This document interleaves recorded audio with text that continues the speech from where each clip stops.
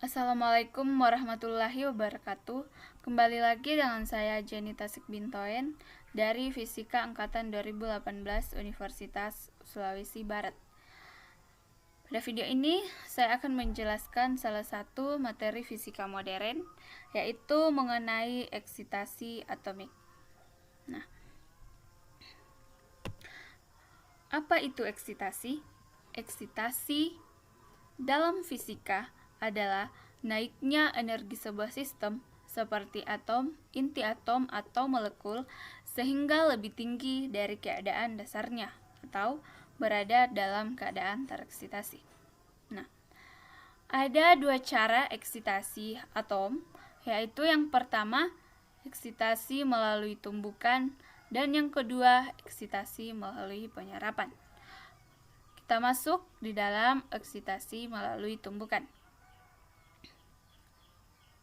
Dalam eksitasi melalui tumbukan ini, ada dua mekanisme utama yang dapat mengeksitasi sebuah atom ke tingkat energi di atas tingkatan dasar, yaitu tumbukan dengan partikel lain. Pada waktu ini, sebagian dari energi kinetik bersamanya diserap oleh atom. Atom yang tereksitasi dengan cara ini akan kembali ke tingkat dasar dalam waktu rata-rata 10⁻⁸ dengan memancarkan satu atau lebih foton. Berikut adalah gambar eksitasi atom yang melalui tumbukan dengan partikel lain. Kemudian, cara lain ialah dengan menimbulkan lucutan listrik dalam gas bertekanan rendah sehingga timbul medan listrik yang mempercepat elektron dan ion atomik sampai energi kinetiknya cukup untuk mengeksitasikan atom ketika terjadi tumbukan.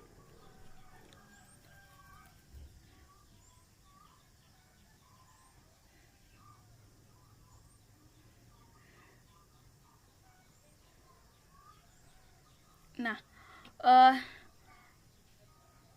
contoh dari mekanisme ini yang sering dijumpai yaitu lampu neon dan uap air raksa. Kemudian yang kedua yaitu eksitasi melalui penyerapan.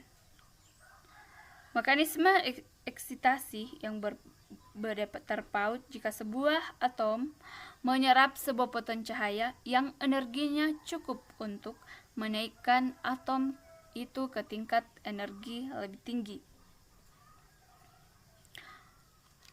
Sebagai contoh, sebuah foton dengan panjang gelombang 121,7 nanometer dipancarkan bila atom hidrogen dalam tingkat keadaan N sama dengan 2 jatuh ke keadaan N sama dengan 1 atau penyerapan absorpsi. Foton dengan panjang gelombang 121,7 nm oleh atom hidrogen yang mula-mula dalam keadaan N sama dengan 1 akan membawanya ke N sama dengan 2. Ini merupakan contoh dari eksitasi melalui penyerapan. Kemudian kita masuk yang selanjutnya yaitu asal mula spektrum absorpsi.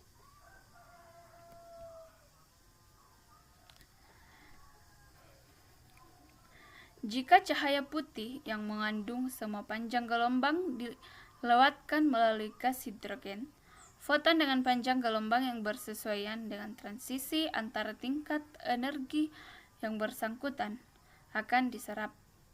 Atom hidrogen tereksitasi yang ditimbulkannya akan memancarkan kembali energi eksitasinya hampir ketika itu juga, tetapi foton keluar dalam arah yang rambang dengan hanya beberapa saja yang berarah sama dengan berkas semula dari cahaya putih itu. Jadi, garis gelap dalam spektrum absorpsi tidak 100% hitam dan hanya terlihat hitam karena terjadi kontras dengan latar belakang yang terang. Kemudian ada dua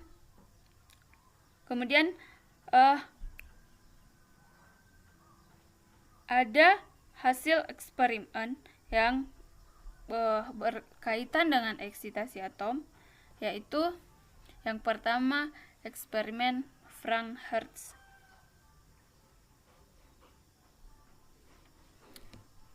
Sederetan eksperimen yang berdasarkan pada tumbukan dilakukan oleh Frank dan Hertz yang dimulainya pada tahun 1914.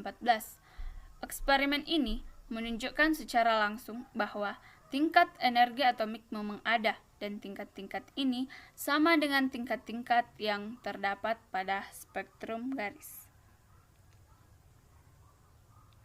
Frank Hertz menembaki uap berbagai undur dengan elektron yang energinya diketahui dengan memakai alat. Perbedaan potensial kecil fenol dipasang antara kisi dan keping pengumpul, sehingga setiap elektron yang mempunyai energi lebih besar dari harga minimum tertentu memberi kontribusi pada arus I yang melalui ammeter. Ketika potensial mempercepat V, bertambah elektron yang datang pada keping bertambah banyak dan arus I. Ini merupakan gambar dari eksperimen Frank Hertz atau hasil dari eksperimen Frank Hertz. Kemudian kita masuk dalam potensial kritis dan tumbukan tak kritis. Jika energi kinetik kekal dalam tumbukan, antara elektron hanya terpental dalam arah yang berbeda dengan arah datangnya, karena atom itu jauh lebih dari elektron. Atom hampir tidak kehilangan energi dalam proses ini. Setelah suatu energi kritis tercapai, ternyata arus keping menurun secara tiba-tiba.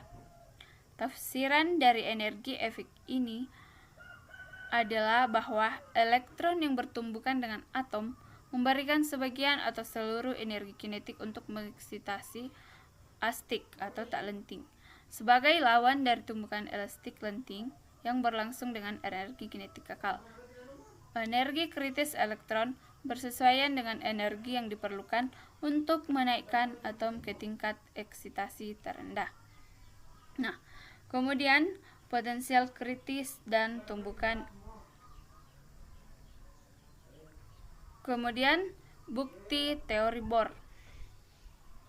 Untuk memeriksa tafsiran mengenai potensial kritis yang ditimbulkan oleh tingkat energi atomik diskrit, Frank Hertz mengalami spektrum emisi uap ketika ditembaki elektron.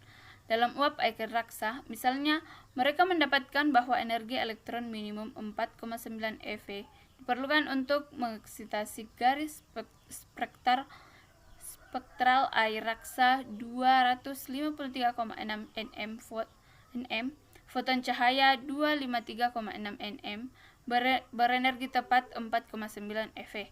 Eksperimen Frank Hertz dilakukan dalam waktu singkat setelah Bohr mengumumkan teorinya mengenai atom hidrogen, dan eksperimen itu memberikan bukti bebas tentang gagasan dasar Bohr.